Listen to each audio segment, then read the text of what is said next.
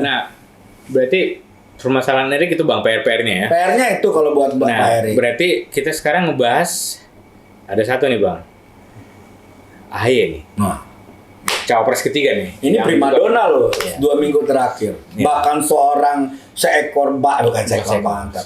Kandang banteng aja mau mengundang Mercy Biru, Pangeran Mercy Biru. Iya. Luar biasa loh. Ini yang bikin deg-degan koalisi Anies juga Wah, sebenarnya. ini deg-degan koalisi Jadi Anies. ternyata mungkin mereka meremehkan kan, wah ini nggak mungkin nih ketemu sama PDIP nih, Demokrat ternyata ketemu juga. Biarpun katanya agendanya sebenarnya udah lama diagendain. Cuman pesan ini penting gitu. Biarpun PDIP dan Demokrat udah ngebantah kalau ini sebenarnya bukan ngebahas Ganjar AHY. Tapi kita nggak tahu politik Bang. Sebenarnya kalau gua ngeliat perspektif pertama, yang mengundang yang akan bertemu itu kan Puan. Ya. Kelihatannya dugaan. Anabel nih Bang ya. Nah, Anabel. Udah lama nih nggak kita. Analisa. Analisis gembel. Ini untuk Puan. Iya. Lagi-lagi kita selalu mendukung Puan. Iya. Dan iya. Dari awal ganti user kita bilang Iya. bahwa Puan punya kesempatan. Iya. Dari undang-undang Perempuan. yang Kasus TPS rancangan undang-undang pelecehan seksual. Iya. Iya. Nah, itu kita bilang Puan harus leading di situ. Betul. Nah, kelihatannya Bu Puan ini mewarisi bakatnya Pak Taufik Kemas. Iya Kan? Dia bisa yang lebih terbuka. dia tidak kaku. Dan ini jadi pertaruhan dia tahun depan. Tahun depan dia ketua umum. Jadi bukan peran Anda di Bang ya? Saya Info yakin satunya. Bu Puan saya dukung. Mana tahu ditarik gua. Iya. Bu Puan enggak sih. Tapi kalau melihat gini loh, penunjukan ketua partai ideologi seperti PDIP, walaupun basis utamanya tetap kemampuan menguasai prinsip-prinsip ideologinya, Soekarno-nya, Marhainismenya, tapi ada satu lagi kan, mereka juga harus update bahwa kemampuan untuk merangkul partai lain. Iya. Dan itu kelihatannya Mbak Puan punya. Dan Mbak Puan tuh kelihatannya sudah mulai belajar menjawab wartawan. Udah lebih luas ya. Lebih sangat luas. Lebih luas memang kemarin. Waktu soal kasus siapa tuh yang anak presiden yang mau nyalon. Iya, dan Puan lebih sering dikasih mic kemarin. Acara Rakernas, acara ini Bu Puan lah ya. Iya, Bu Puan. Jadi saya lihat, saya maunya manggil Mbak biar dekat. Iya. Kalau Bu Puan kayaknya anak buah sama atasan. Iya. Jadi Mbak Puan ya. Jadi kalau melihat Mbak Puan, saya berani yakin kalau Ganjar menang, tapi saya masih meyakini juga, kalaupun Ganjar, Mbak Puan ketemu. Jadi hari ini wajah PDIP itu udah nggak kaku lagi kayak Kanebo terhadap Demokrat, ya kan, dengan kehadiran Puan dan semua pandangan-pandangan politisi Demokrat dan politisi yang lain itu nyambut baik semua. Nyambut baik, kaget loh, ya kan. Pak Hasto yang bilang kami tidak akan kerjasama dengan partai yang Demokrat dan PKS. Sampai nyebut nama itu. Sampai nyebut nama, tapi berubah arah dengan kebesaran hati, kerendahan hati bahasanya dia buka. Tapi karena Puan yang leading sektornya, dia pemimpinnya. Jadi kepakan saya kebinekaan tuh masih berkepak. Nah, iya. Biarpun udah diambil Ganjar. Gila, tujuan akhirnya adalah ini, bahwa dia ingin merangkul semuanya. Yuk. Oke, Bang. Gitu. Tapi biar judul kita nanti nggak Mbak Puan, jadi kita tutup Cawapres, kita balik lagi Cawapres.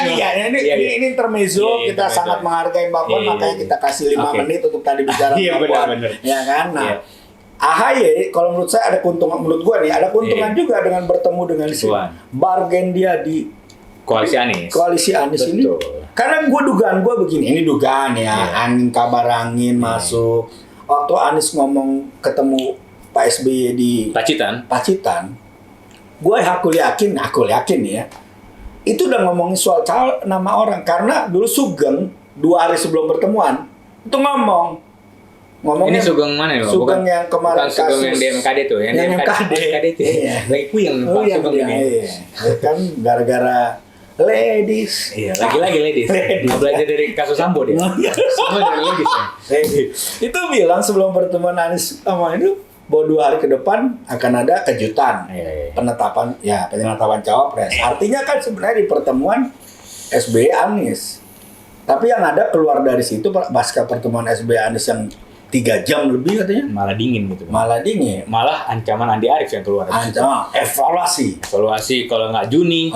Terus juga kemarin ada politikus Demokrat kalau bukan AHY, coba kasih alasan Ahami, kenapa kami harus pilih? Iya. Nah, Artinya kan tidak mungkin ada omongan Andi Arief evaluasi tanpa ada penyebutan nama. Betul.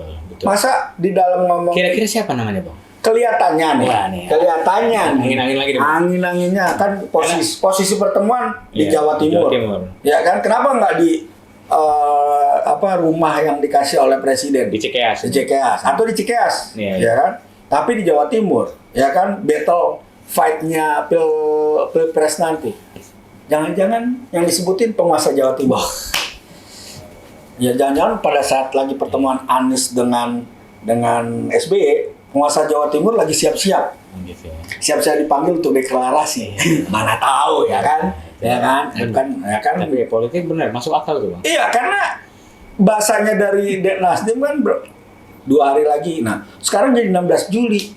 Sebulan panjang mundurnya. Artinya kan dari Nasdem atau orang yang menyebutkan 16 Juli itu, mereka minta ruang negosiasi kembali dengan Demokrat. Menarik. Jadi berarti AHY ini. AHY itu pertemuan dengan Puan diuntungkan. Iya. Dia akan bilang sama Nasdem apa KSP. Gue juga dibutuhin sama samping.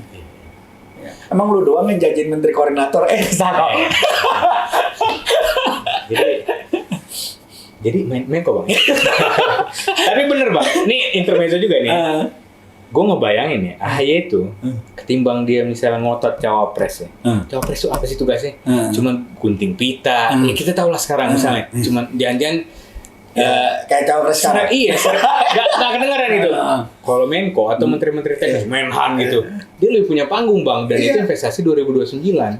Mungkin AHY mungkin bisa ke sana dia. Enggak, cuma gini ya.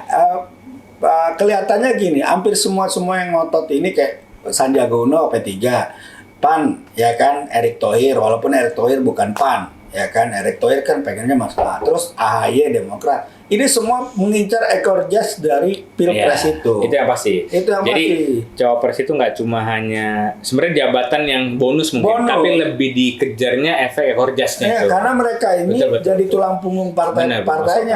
Karena selama ini tulang punggungnya kan artis. Ya kan, ada beberapa jadi tulang punggungnya artis.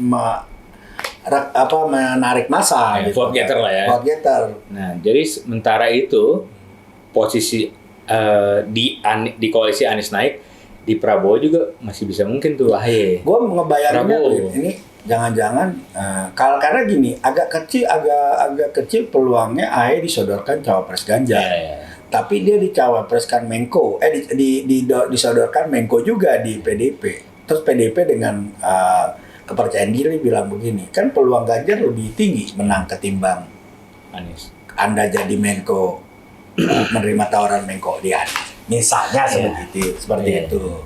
Nah, atau di Prabowo mungkin, Bang. Karena Prabowo juga jangan salah, dia udah ke Pacitan. Dan angin-angin yang dari Jawa Timur juga, Bang, nyampe itu juga ngomongin selain juga posisi Demokrat lebih banyak dapat kalau misalnya sebelum pemilu berlangsung mereka merapat dibanding nanti kalau merapat misalnya di putaran kedua, di putaran kedua nanti itu bisa nggak dapat apa-apa Demokrat. Jadi katanya Pak Prabowo juga ngebahas gimana pertarungan di putaran kedua kalau Anies kalah. Oh, jadi udah ngomong putaran kedua. Itu angin berembus. Jadi tiket kereta belum dapat udah ngomong putaran kedua. Makanya dan kelihatannya memang Demokrat itu beberapa politikus Demokrat bilang paling mungkin ya kalau seandainya kemungkinan terburuk bisa ke Prabowo gitu. Nah, cuma kan kita pernah mengulang sejarah lagi. Bang. Walaupun posisi AHY-nya berbeda. Waktu itu kan AHY cawapres disodorkan, tidak jadi Andi Arief ngomong Jenderal Kardus. Nggak tahu isinya kardus apa, ya kan? Ya, kardus Zuren, ya kan? Kardus Zuren, ya kan?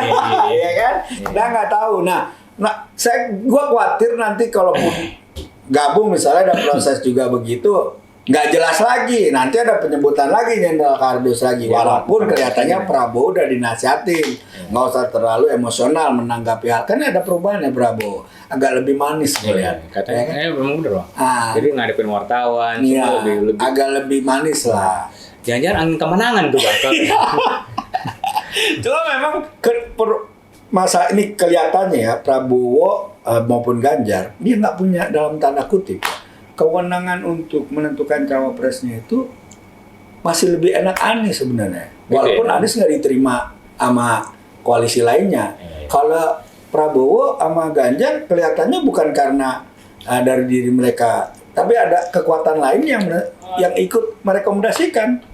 Nah ini yang jadi persoalan. Kalau Anies siapa yang rekomendasikan kan kalau dia sendiri misalnya memilih Kofifa, kesebut ya.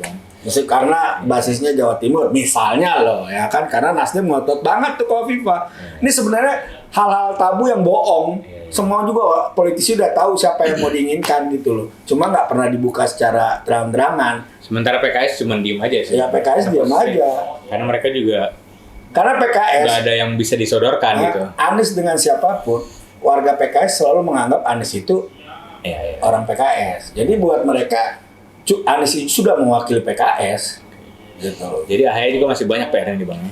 Kalau menurut gua hari ini AHY itu primadona. Pak AHY kamu punya banyak kelebihan. Ternyata memutuskan untuk keluar dari TNI itu udah tepat. Udah tepat ya. Dan kelihatannya Anda itu kalau nggak salah jalan dikit, salah jalan banyak, calon pemimpin masa depan.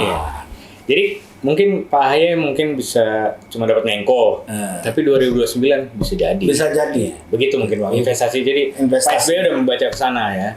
Kalau saya saya menyarankan memberi kasih masukan Pak AHY. Kalau tidak jadi di tiga capres ini, karena begini, kalau dia akhirnya ke Prabowo, ke Ganjar misalnya, dia akan minta kelihatan di tengah.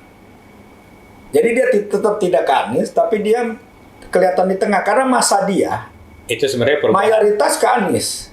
Perubahan. Kalau dia langsung bawa ke tiba-tiba terang-terangan ke bisa hancur partainya. Bisa hancur partainya. Ya. Kalau ke Prabowo, ya kan punya historisnya yang kurang bagus sebenarnya antara Gerindra dengan Demokrat di 2019. Dan TNI kayaknya agak ada beda kubu juga gitu loh. Jadi kelihatannya sih dia akan main di tengah lagi kayak 2019 itu ya. Iya kan belakangan dibantah kalau mereka pendukung Prabowo di 2019. Kalau mereka netral berarti. Ya, mereka menganggap netral, tapi mereka membiarkan masyarakat menilai. Nah, jadi kayak hari ini kan seluruh kader Demokrat itu pembela Anies.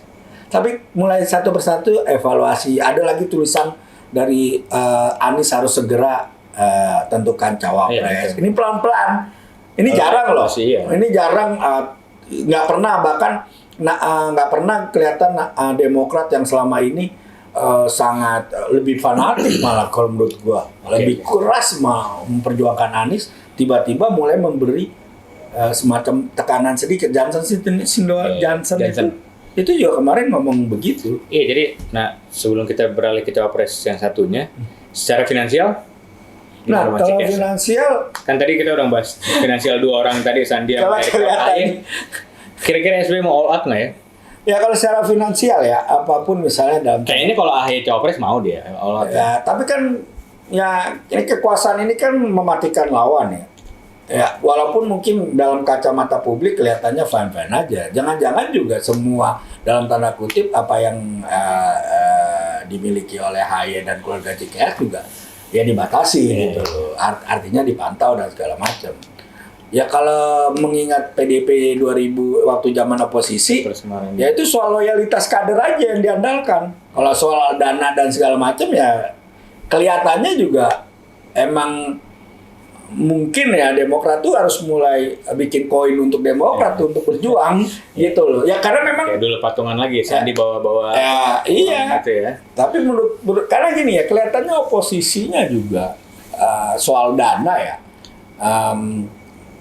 Dalam logika politik yang ada kalau memang penguasa kurang berkenan bisa dipotong. Tentu ya berbagai cara itu walaupun masih sesuai aturan. Ya kan kelihatannya bisa begitu gitu. Karena dia kan tidak mengusung keberlanjutan IKN juga. Hari ini Benny Karman bilang aja IKN bisa ditindak. Abang baca berita itu ya? Iya. Wah menarik Abang. Udah benar Abang berita Benny Karman bisa digagalkan dengan Perpu dan itu sah-sah aja. Sebenarnya gini loh buat oposisi ya. Hari ini tuh nggak usah setengah hari ini nggak usah setengah-setengah. Nggak usah setengah-setengah, ya udah kayak Anies kayak ini ya udah ngomong aja. Kalah atau menang ya emang itu resiko. Gitu loh. Dan kelihatannya Anies kemarin kita akan sesuai dengan undang-undang sama Rocky Gerung dibilang masih juga dikontrol dalam tanda kutip katanya kan. Harusnya Anies ngomong aja siapa cawapres yang dia mau. Ya kan? Artinya kan seperti itu gitu. Oke, Bang.